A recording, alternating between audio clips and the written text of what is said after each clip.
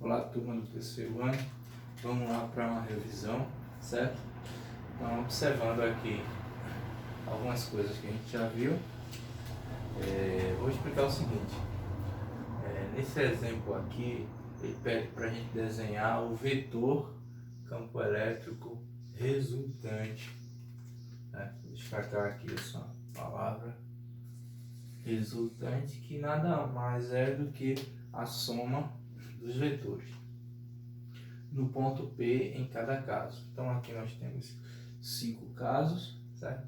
Vamos observar detalhadamente cada um desses casos. Primeira coisa, a gente tem que lembrar que essa carga aqui, esse Qzão, Q maiúsculo, ela é a carga fonte e é ela que gera o campo elétrico, certo? E quando essa carga, toda vez que essa carga for uma carga positiva, ela vai gerar ao redor de si um campo elétrico de afastamento, tá? Nesse sentido aqui radial, dessa forma aqui, ó, como se fosse um sol. Quer dizer, um sol desenhado por a gente, né? O sol não é assim, tá? Então ao redor dela, ela vai gerar um campo de afastamento. Então o que é que vai acontecer com esse ponto P? Aqui vai existir, vai ser bem maior nesse campo aqui. Então quando eu colocar aqui um ponto P qualquer, esse ponto P, como aqui é um campo elétrico de afastamento, então esse ponto P ele vai ser afastado, certo?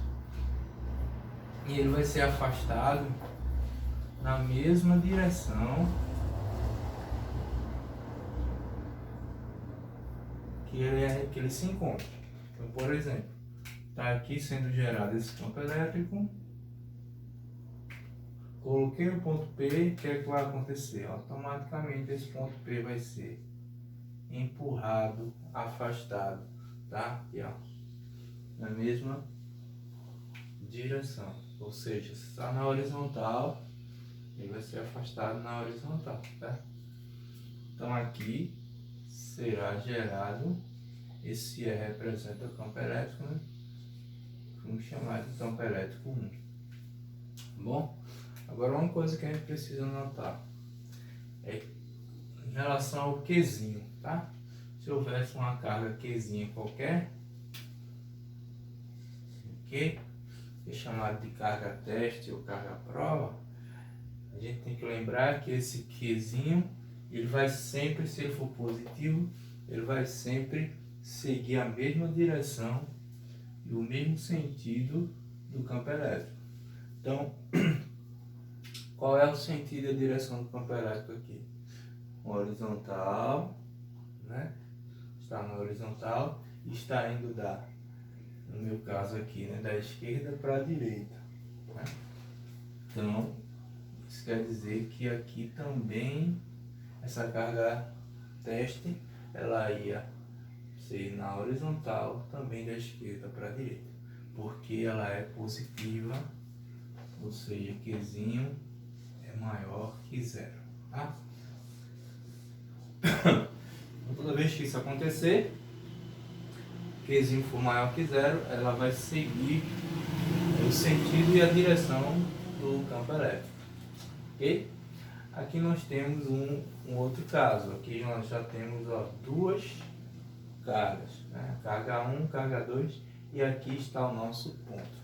E o que é que ele quer? Que a gente desenhe o vetor campo elétrico, tá? Então o vetor campo elétrico aqui está desenhado. Esse aqui de vermelho, certo? Isso aqui é o vetor, essa setinha. Mas tudo em relação ao ponto P, né? Então vamos lá.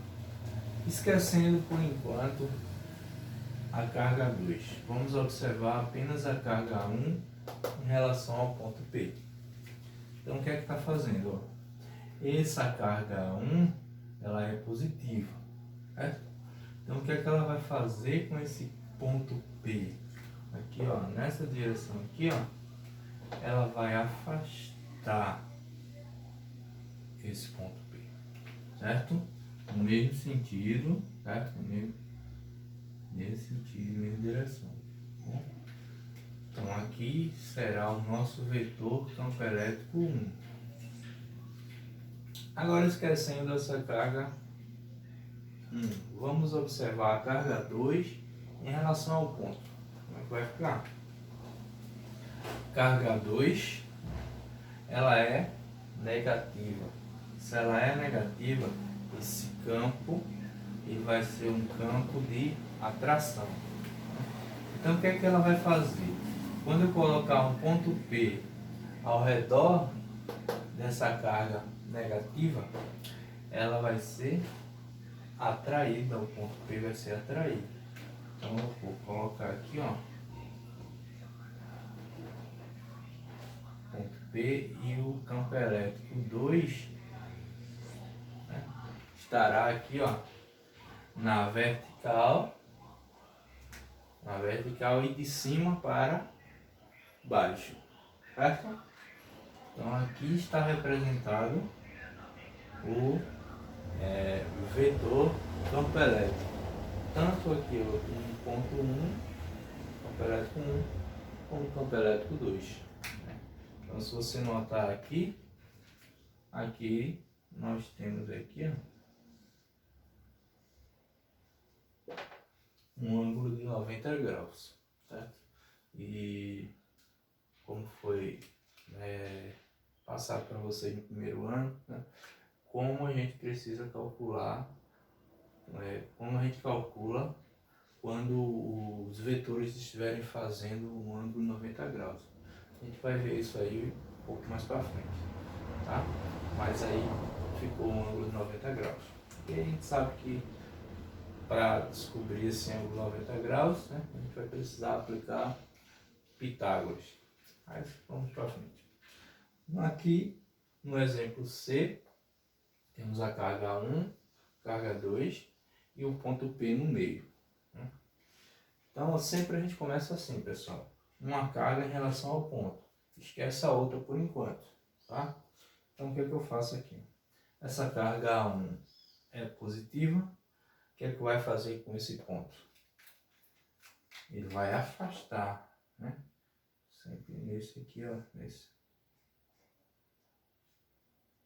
nessa direção aqui.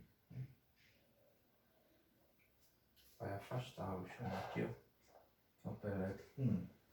O vetor campo elétrico 1. Agora, o que esse ponto Q2 aqui vai fazer, essa carga Q2 vai fazer com esse ponto?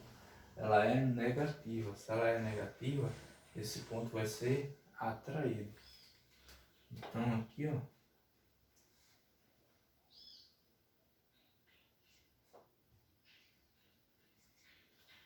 o campo elétrico 2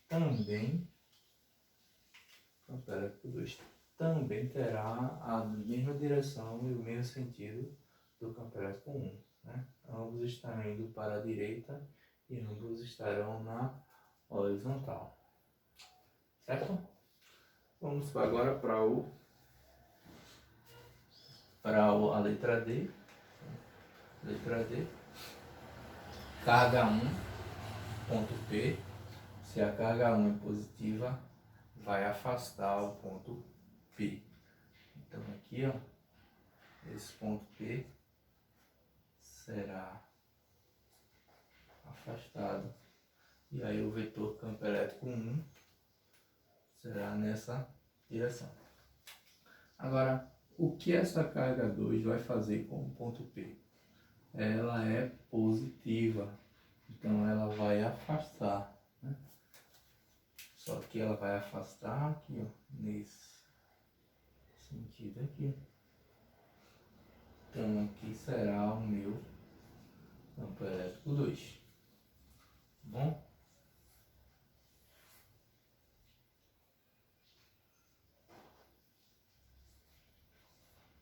Campo elétrico 2.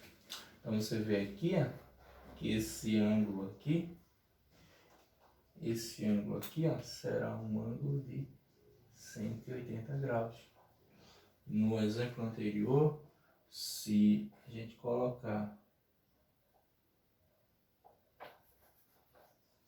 dois vetores, um sobre o outro, né, sobrepostos,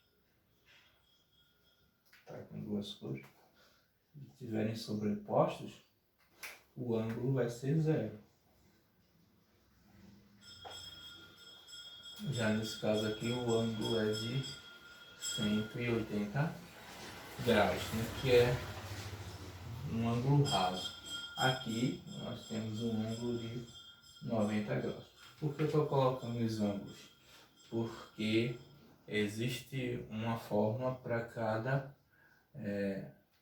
cada assunto específico desse, cada ângulo específico, certo?